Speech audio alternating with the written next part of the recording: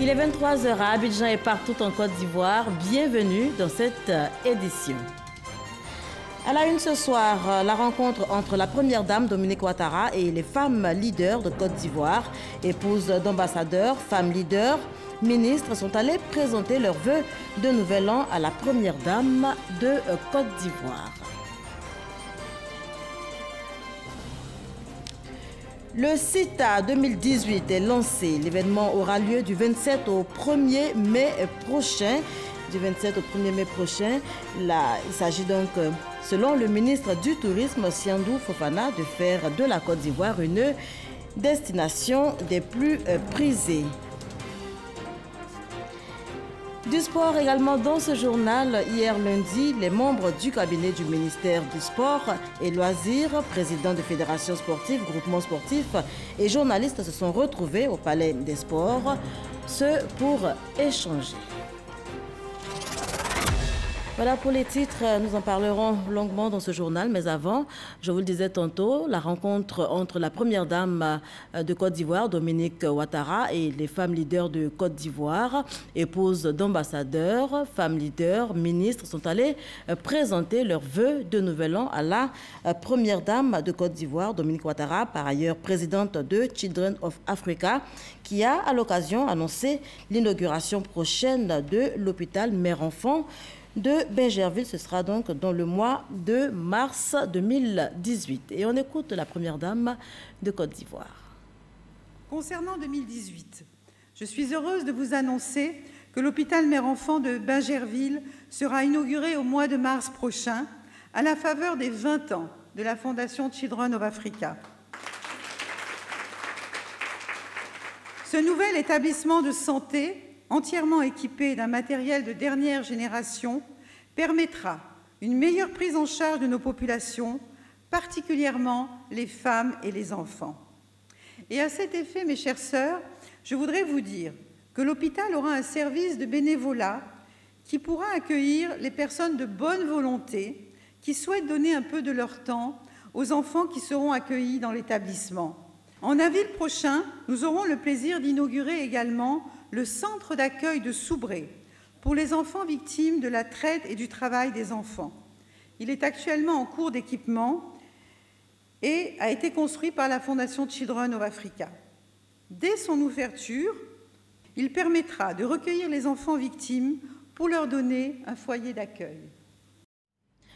Deuxième réunion du rassemblement des oufouettistes pour la démocratie et la paix. Le comité de haut niveau de réflexion de la coalition au pouvoir s'est réuni hier lundi au siège du Rassemblement des Républicains. Nous faisons le point avec Gabriel Zani. Et ils sont tous là au grand complet. Le PDCI-RDA, le RDR, l'UDPCI, l'UPCI, le PIT et le MFA, représentés pour la plupart par les présidents de ces partis membres du Rassemblement des oufouettistes pour la démocratie et la paix RADP, la coalition au pouvoir. Mais rien n'a filtré de leur conciliabule après 3 heures de discussion au siège du Rassemblement des Républicains à la rue Lépic. Nous allons avoir une réunion le jeudi prochain à 19h30 à la maison du PDCI-RDA. Et nous allons nous retrouver le 29 janvier pour avancer parce que des commissions sont mises en place pour aller de l'avant. Ce qui est à retenir, c'est que le travail avance normalement. Pas de confidence à la presse, si ce n'est le calendrier des prochaines rencontres des oufouettistes. Une chose est pourtant visible. Ce comité de haut niveau annoncé récemment par le présidium du RADP est au travail. Ses membres doivent réfléchir sur le projet de formation d'un parti unifié regroupant les partis membres de cette alliance. Le parti unifié sera donc constitué cette année. Tout porte à croire que la machine des oufouettistes veut se remettre en marche pour l'emporter au municipal. Un commentaire de Gabriel Zani. Le groupement parlementaire renforce ses capacités.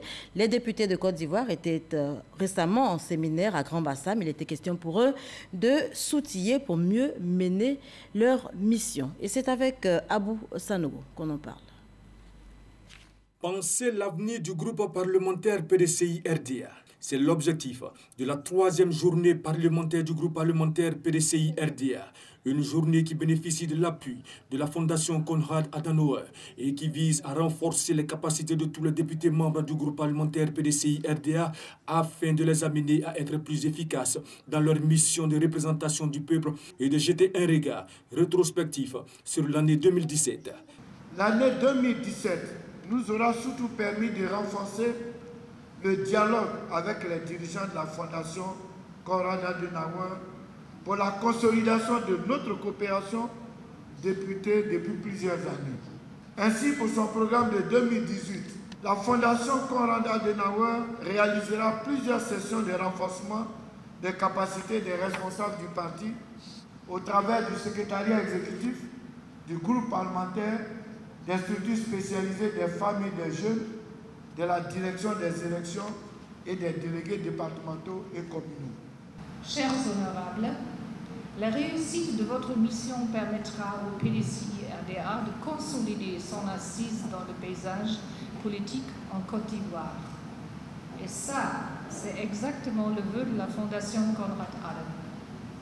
Celui de voir le PDCI-RDA continuer de rester le fer de lance du développement et de la démocratie en Côte d'Ivoire. Les députés du groupe parlementaire PDCI-RDA se disent outillés au sortir de ce séminaire. Aujourd'hui, à travers ce renforcement de capacité, à l'appui de nos partenaires, nous partons aujourd'hui heureux et satisfaits. Nous avons pu comprendre le rôle que nous devons continuer à jouer dans le Parlement pour permettre à la Côte d'Ivoire d'aller de l'avant. En matière de politique, il y a des règles, il y a des normes. Si vous ne les respectez pas, quels que soient les moyens dont vous disposez, quelle que soit votre potentialité, vous ne ferez que demeurer à la traîne. Pour les aider à réussir leur mission, un débat autour d'un ouvrage collectif sur le développement économique de l'Afrique intitulé L'Afrique en marche. Un livre qui a pour but d'instruire les décideurs sur les voies et méthodes pour amener les pays africains au développement économique. Voilà, les députés de Côte d'Ivoire qui renforcent donc leur capacité, histoire de mener à bien leur mission. Vous le savez certainement, le président de la nouvelle Cour des comptes a prêté serment hier, et 24 heures seulement après l'installation officielle de Convalich Diomandé, eh bien c'est celle des membres de l'institution.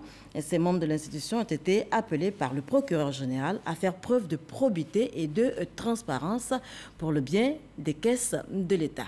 Lancine Bakayoko. Ils sont 25 les nouveaux magistrats qui ont été installés à la Cour des comptes.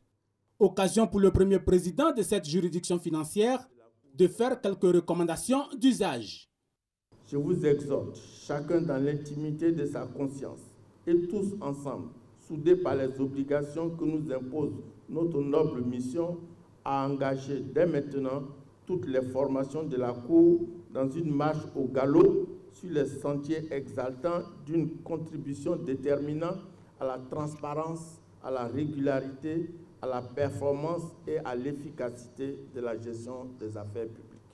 Dans cette dynamique, les juges de la Cour des comptes devront recentrer leurs efforts en vue d'une utilisation efficiente des ressources dans l'ultime objectif de veiller au bon emploi des deniers publics.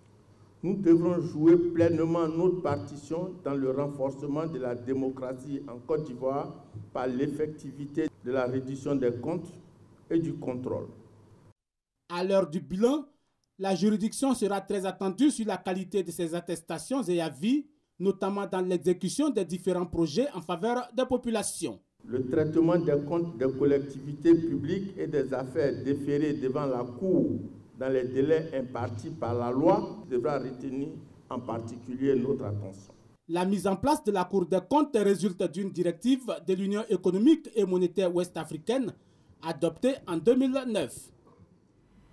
On évoque à présent l'enquête d'évaluation de l'impact du VIH en Côte d'Ivoire. L'objectif de cette enquête en cours est de passer de la prévalence de 2,7% actuellement à 1% en 2020. Et pour atteindre donc cet objectif, le corps préfectoral, les directeurs régionaux et départementaux de la santé se forment à Mississauga. Adapter les besoins des différents services liés au VIH-Sida. Passer de la prévalence de 2,7% à 1% en 2020. Des raisons qui expliquent la mise en place du projet d'évaluation de l'impact des programmes de lutte contre le VIH-Sida, dénommé SIFIA, projet du ministère de la Santé et de l'Hygiène publique. Une fois que nous on aura terminé l'enquête et qu'on aura les résultats, ces résultats-là seront reversés au gouvernement de la Côte d'Ivoire. On va pouvoir réorienter le financement ou augmenter les financements si besoin, et on va pouvoir mieux cibler les populations qui ont réellement un besoin dans le cadre de la lutte contre le VIH. Aidez-nous à convaincre nos communautés à accueillir les enquêteurs. Nous avons en effet besoin de leur adhésion, quand sans eux, les résultats ne pourront être atteints. C'est ensemble que nous devons bouter le VIH loin de nos frontières. Le SIFIA est une enquête nationale menée auprès de plus de 27 000 personnes âgées de 0 à 64 ans à travers 11 600 ménages. Cette enquête inclut également des analyses biologiques. Pour des résultats efficients, le corps préfectoral, les directeurs régionaux et départementaux de santé sont sollicités. On va inviter les médecins aussi des centres de santé urbains, les sages-femmes et les infirmiers responsables des services sanitaires et aussi les responsables des communautés pour leur expliquer aussi ce que vous nous expliquez ici. C'est quoi l'enquête SIFIA, quel est son objectif et qu'est-ce qu'elle va apporter. Il s'agit d'un domaine très sensible. Le sida connaît le statut sérologique de chacun. Les gens ne sont pas toujours prêts à accepter cela. Donc il faut faire une sensibilisation qui demande beaucoup de moyens, beaucoup de temps. C'est les moyens humains, les moyens matériels, les moyens financiers. Le projet SIFIA bénéficie de l'appui technique de l'Institut national de la statistique et du soutien financier du gouvernement des États-Unis. Ce projet d'évaluation de l'impact du VIH-Sida se déroule dans 14 pays en Afrique. On parle à présent du CITA, Salon international du tourisme Abidjan. CITA 2018 donc est lancé. Ce salon aura lieu, je vous le précise, du 27 avril au 1er mai prochain. Il s'agit, selon le ministre du Tourisme, Siandou Fofana, de faire de la Côte d'Ivoire une destination des plus prisées. Patricia Omouetia pour en parler. Beau cadre, prestations folkloriques, invités et personnalités de marque, allocution chaleureuse. Bref, tout était en place pour passer un bon moment au cours du lancement du Salon international du tourisme d'Abidjan, édition 2018. Jean-Marie Sommet, directeur général de Côte d'Ivoire Tourisme et commissaire général du CITA, a expliqué qu'à travers ce salon, la Côte d'Ivoire aspire à devenir la destination la plus fréquentée de la sous-région. Vous savez, il n'y a pas beaucoup de salons en Afrique. Et nous sommes en dehors de l'Afrique du Sud, nous sommes les seuls salons aujourd'hui avec un véritable potentiel. Nous voulons faire profiter de ce potentiel-là tous les autres pays qui viennent ici nous dire ce qu'ils ont à vendre chez eux. Donc c'est pour ça que nous disons, nous rassemblons l'Afrique en un instant pour 5 jours ici en Côte d'Ivoire. Ce salon qui se déroulera du 27 avril au 1er mai vient démontrer la vision du gouvernement à faire de la Côte d'Ivoire une destination des plus prisées. Nous sommes convaincus d'une chose, c'est que la Côte d'Ivoire, de par l'ensemble de ses réalisations et de par la référence que procure ce salon, nous devenons une destination touristique des plus en vue. Chaque année, nous regroupons dans une région donnée entre 1000 et 1200 élèves et personnels d'encadrement pour connaître les régions. Cela encourage la cohésion. Et comme on parle essentiellement du tourisme vert, comme vous le savez, c'est ce qui marche le plus fort dans le monde. Donc quand on parle des CITA, c'est une opportunité pour nous qui gérons les parcs nationaux de venir présenter ces destinations qui sont originales pour nous. Cette année, l'objectif fixé est d'atteindre 60 000 visiteurs et un peu plus de 450 exposants contre 47 600 visiteurs pour l'édition précédente. L'espace d'accueil du CITA 2018 sera bâti sur une superficie de 10 000 m² contre 8 000 m² l'année dernière. Il est aussi prévu un forum sur l'emploi jeune et plusieurs concours sur la gastronomie, la photographie et les plus beaux stands. Le secteur hôtelier en Côte d'Ivoire est en constante évolution en raison d'investissements importants réalisés ces dernières années. Cet élan devrait être accru avec le Programme national de développement PND 2016-2020, estimé à 30 milliards de francs CFA et dont 65,5% de part est réservé au secteur privé.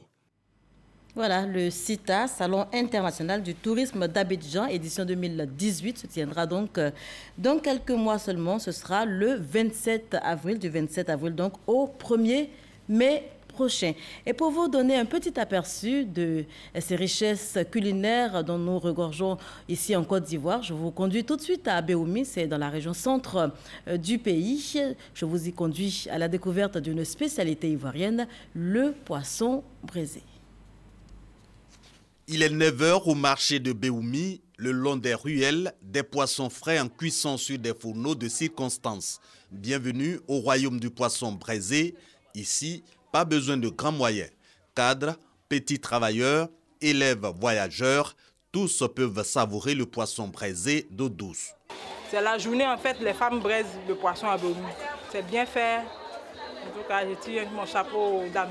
La particularité du poisson de la journée à Béoumi, c'est la différence de prix là qui fait. Ça part de 1000 francs à plus. Comment le poisson la braise, on se sent à l'aise. Principaux acteurs du commerce du poisson braisé, les femmes pour assurer leur autonomie. Mais comment cette activité généralement pratiquée la nuit a-t-elle pu s'imposer de jour à Béoumi? Rencontre avec Moussangué, aujourd'hui à la retraite, c'est la première braiseuse de poisson d'eau douce. Avant, quand j'étais à Yamsoukro, je faisais hôtel. Il y a un monsieur, quand il va faire ses campagnes de députation, il allait nous chercher de venir lui aider. On allait au marché, j'ai vu des poissons, il y a tas de poissons. J'ai dit à ma grande soeur, les femmes ne font pas poisson la blague, je m'avais fait. Encore dans l'informel, mais sous l'impulsion de Moussangué, le poisson braisé de Béoumi a pu enrôler bien d'adeptes. Aya en fait partie. Depuis 1992, c'est presque ici, dans ce marché, qu'elle se réveille. Un exercice certes difficile, mais rentable. Depuis 1992, j'ai fait mon poisson toujours. Mon poisson aussi m'a donné beaucoup de bénéfices. Grâce à ce poisson, j'ai gagné mon petite maison. C'est dans ça que j'ai mis mon enfant à l'école. Au moins un quart de siècle que dure le commerce du poisson braisé d'eau douce de Béoumi. Et les clients de Moussangué, Aya et les autres se comptent par milliers. Que de services rendus. La tante Moussangué, en tout cas, elle a été la pionnière ici. On la connaît tous. On était tous des jeunes. Autant de nos années collège, des années 84. Les élèves qui viennent fréquenter à collège modèle de Béoumi, chez moi, ils viennent manger. Avant-hier, il y a un monsieur qui est venu me chercher. Juste il nous a trouvé au champ là-bas. Il allait me remercier. Le poisson braisé de jour, une réputation pour Béoumi. D'autres villes pourraient expérimenter cette activité. Ce serait une aubaine pour promouvoir les richesses culinaires, encore qu'il s'agit de garantir l'autonomie financière des acteurs. Alain Soir et Léon Brou signaient ce reportage. Dans le handball, c'est au nord du pays, l'or blanc apparaît comme moyen sûr de s'offrir des jours heureux. Eh bien, depuis 2011, le prix Borchamp du coton dans la région connaît une nette amélioration. Seulement sur le terrain, le prix est-il respecté? On en parle tout de suite avec Soro Corona et Kwadio Kwame qui ont fait incursion dans ce milieu. Adamaka, campement de producteurs de coton situé sur l'axe Niakakamadougou-Korogo. Soro Adama vient de vendre sa production cotonnière. Il échange avec ses amis sur ses projets de l'année en cours. Sa production a connu une hausse grâce à la bonne pluviométrie de l'année dernière. L'année passée, j'ai eu 10 tonnes. J'ai déjà vendu mon coton. J'ai eu 11 tonnes. Je vais payer une voiture cette année, 4x4. Soro Adama n'est pas le seul producteur de coton à nourrir de tels projets. Bon, l'argent que j'ai eu cette année-là, je vais construire. Il y a mon parent, il y a mon enfant, les femmes, et puis s'il y a un problème hôpital, s'il y a un problème maladie, tout ça là. Donc c'est comme ça, je prends mes pousser un peu. Je vais ouvrir une petite boutique qu'on s'est débrouillé ça. La joie de ces producteurs réside dans la constance du prix du coton qui a connu des hausses depuis 2012. Dans les villages et campements sillonnés, le prix qui est de 265 francs CFA fixé par l'État est respecté par les acheteurs et les coopératives. Oui, c'est ce que nous on respecte. On prend le kilogramme à 265. Avant c'était un peu bas. Bon, maintenant là ça a monté à 265. Bon, c'est bon aussi, ça nous arrange. tout en saluant les efforts du président de la République pour la relance de la filière et améliorer le prix du kilogramme. Les producteurs souhaitent une amélioration les années à venir. Ouais, on demande à Alassane Ouattara de nous aider sur le coton. Il n'a qu'à augmenter le prix. Nous, on souffre dans le champ, avec les femmes, avec les enfants aussi. Pour le bénéfice, on ne gagne pas. Non, on voulait que le président de la République n'a qu'à essayer de voir ces cas, augmenter le prix du coton pour nous encourager. De Korogo à Niakaramadougou, c'est une ambiance de fête à l'occasion des ventes et du chargement de la production.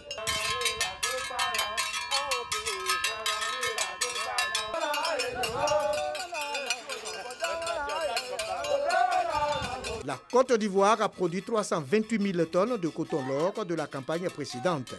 Pour la présente campagne 2017-2018, la production globale atteindra les 350 000 tonnes.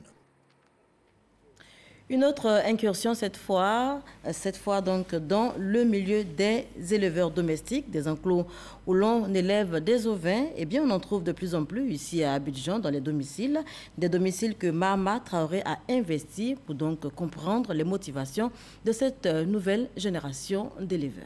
Regardez.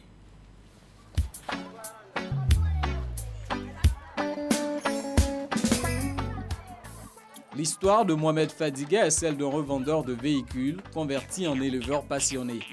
Chaque année, après la fête de Tabaski, il achète des bêtes de petite taille restées invendues, les élève pour ensuite les revendre à la même période l'année suivante. 1 an de labeur, mais la stratégie s'avère payante. Mohamed arrive toujours à écouler la totalité de son troupeau avec un atout, la taille des béliers. Et cela dure 10 ans pour cet éleveur installé dans la commune d'Atekoubé. Je me suis renseigné, je vais chez les vétérinaires, ils me montrent comment il faut injecter un mouton, tout ça là-bas. Et là où je dis Dieu merci, tous mes moutons, c'est moi-même, je m'occupe d'eux, je fais tout. Entreprendre sans formation préalable. La formule ne sourit pas à tous les passionnés d'élevage d'ovins. C'est le cas d'Ahmed Traoré. N'ayant pas les moyens d'assurer un suivi vétérinaire à ses bêtes, ce commerçant de profession a failli abandonner dès ses débuts. J'ai perdu à peu près un trou de 39 têtes de moutons. Hein. Bon, là, finalement, je vais prendre un coup. J'ai même dit que non, bon, j'ai jeté l'éponge, que j'allais plus continuer. Voilà. Mais finalement, j'ai vu, je suis allé 2 jours, 3 jours. J'ai déjà au moins l'affection que j'ai pour ceux-là, l'amour que je ressens pour eux, je ne peux pas. Installé en plein cœur d'Abobo PK18, le petit enclos d'Ahmed jouxte son lieu d'habitation. Le propriétaire des lieux a bien voulu lui faire cette concession, histoire d'occuper la parcelle. En plus d'acheter, entretenir et revendre, Ahmed mise également sur la reproduction des ovins pour agrandir son troupeau. Au nom de sa passion pour les bêtes, les bénéfices ne sont pas pour l'heure une priorité.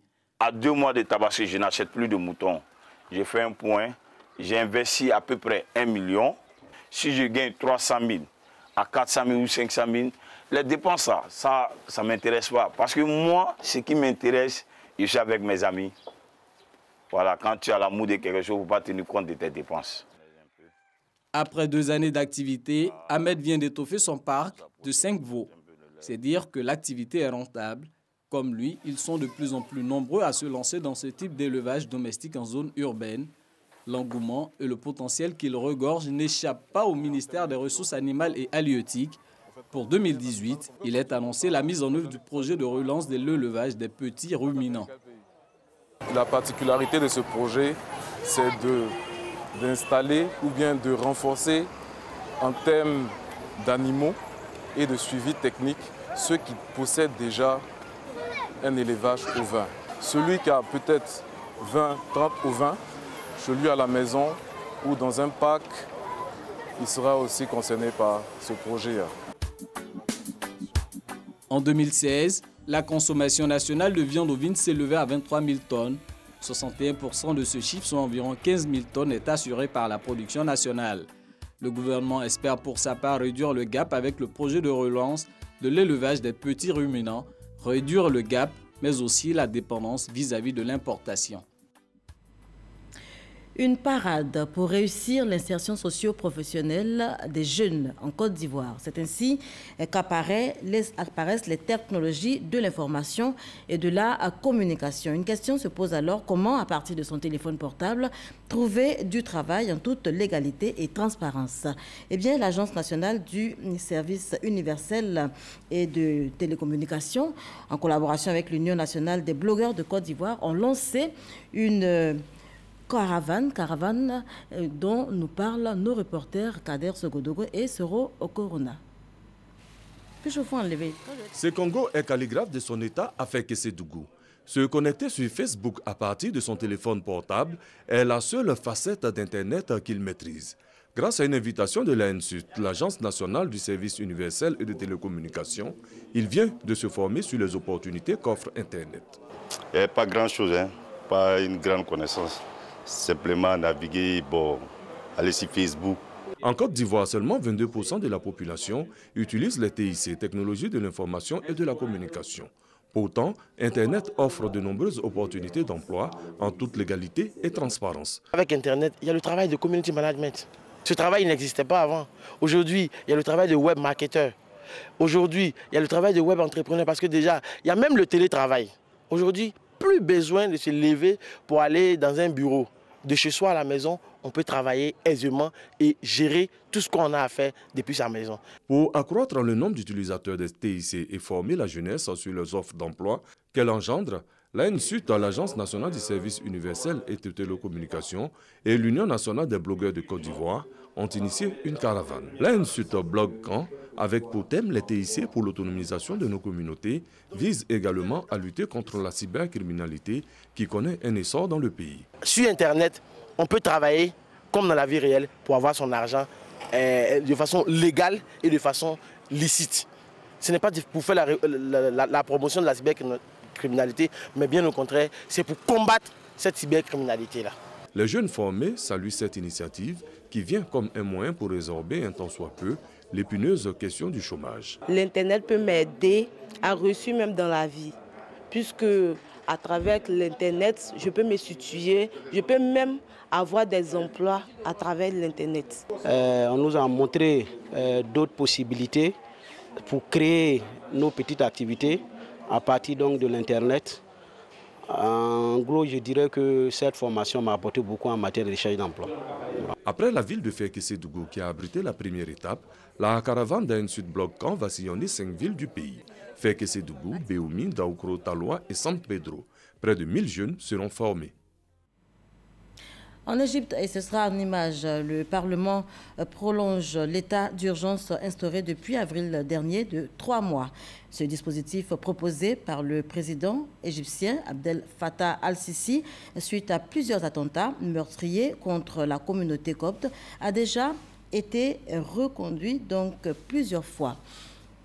Les États-Unis, pour poursuivre, l'administration américaine ne compte pas renouveler le programme mis en œuvre en 2001 qui a permis donc à 200 000 Salvadoriens de rester donc sur place pour travailler. Cette administration donne plutôt aux concernés jusqu'en septembre 2019 pour quitter le pays.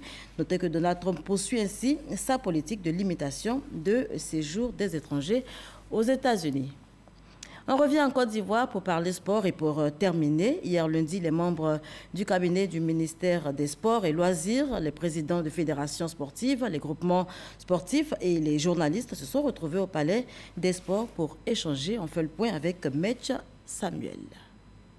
La belle organisation des 8e Jeux de la francophonie avec au passage la réhabilitation de plusieurs infrastructures sportives et les médailles glanées, le succès de plusieurs athlètes à des joutes internationales fait de l'année 2017 une année prolifique pour le ministère, hormis l'échec des éléphants footballeurs à la CAN, Gabon 2017 et l'élimination de la Coupe du Monde Russie 2018.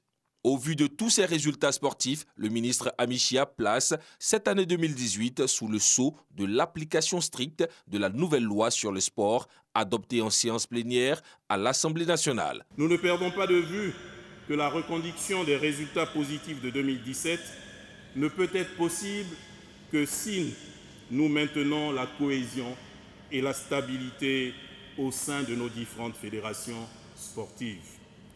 Évitons les conflits auxquels nous assistons ces dernières semaines et ces derniers mois dans certaines fédérations. Si nous ne prenons garde, le dynamisme relatif des fédérations en crise risque de se muer en une fragilité qui pourra impacter négativement tout le travail abattu avec autant de sacrifices. Les crises telles qu'elles sont relayées dans les médias sous forme de conflits internes entre dirigeants, conflits entre fédérations sportives et comité national olympique ivoirien, de difficultés, voire de dérapages au plan financier et éthique, ou de tensions, voire de rupture avec certains partenaires, n'honorent pas le sport ivoirien. Évitons, malgré tout, d'inviter le ministère dans la gouvernance des sports en le sollicitant chaque fois pour le règlement des conflits. Fier de la prestation des différentes fédérations sportives, le ministre Amichia a offert du matériel technique aux différentes instances fédérales. Pour 2018, le ministre François-Albert Amichia et son cabinet ont une priorité: accélérer les travaux de construction des infrastructures devant accueillir la Coupe d'Afrique des Nations 2021 prévue en terre ivoirienne. Et c'est sur ces images que je vous dis au revoir. Prenez soin de vous et de votre entourage.